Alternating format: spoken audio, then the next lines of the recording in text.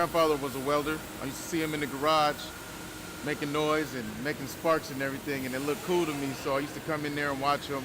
I didn't know what it was called. I just seen him making sparks. That's what I would call it. And then later on in life, I started making bad choices.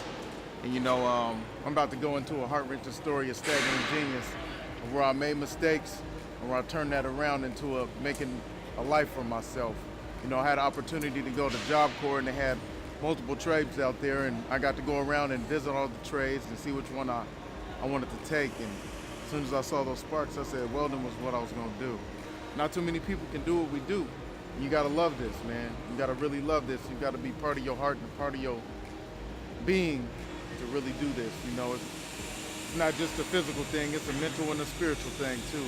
This is an art form, and not many people are interested in it. I try to encourage a lot of youth, that if they're not doing the right thing and if they don't know what they want to do, learn how to do something with your hands. Get a trade. Welding works for me. It's been working for me, and I love doing it. I'm Andre Brooks, Portland, Oregon, Vigor Marine, proud Boilermaker. And anytime I got bored at work with what I was doing, I could just walk to somebody who's doing a job that I don't know anything about, have a conversation with them, and start learning a new skill. I opened myself up by saying I don't know what you're doing and being vulnerable.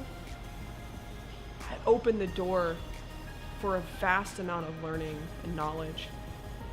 Welding became something that held my attention and made me curious, something that I couldn't just master in a day or a week or a month. I had to continuously work at it to get better. I'm grateful. I'm grateful to have learned that skill. I'm grateful to have become a welder and to have ended up here in this shipyard.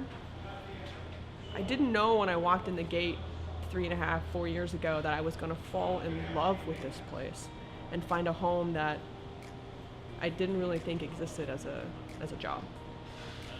I'm Kate Starling, and I'm a ship superintendent at Vigor. I came on as a laborer. I was just started from the bottom.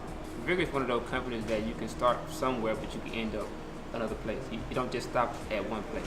One of the guys that's still here to this day, his name is Mike Pearson. He wound up coming on the boat, seeing me work here and there, right? And different things needed to be done on the boat. So he would try to find different people to do different jobs just to help out. And he noticed that I was willing to do anything. And he kind of I guess he liked that in me.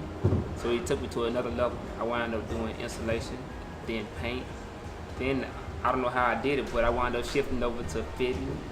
And some of these great guys that have been here for years on the Taj side taught me how to do welding.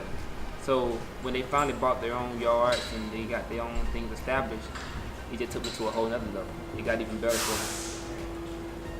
My name is Milton Prince. I work at Vigor Marine, Seattle, Washington, as a painter.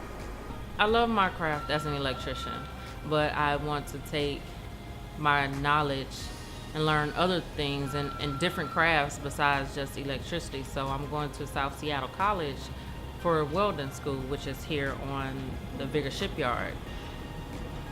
I just want to expand, and there are many opportunities here that the company is willing to just give to anyone who's willing to take it. And I want to go far. I don't want to be stagnant in the company, so I want to progress. Maybe be an operations manager one day, but who knows? But I know I have to do the work first. My name is Imani Hicks. I'm a journeyman electrician, and I work for Vigor Shipyards.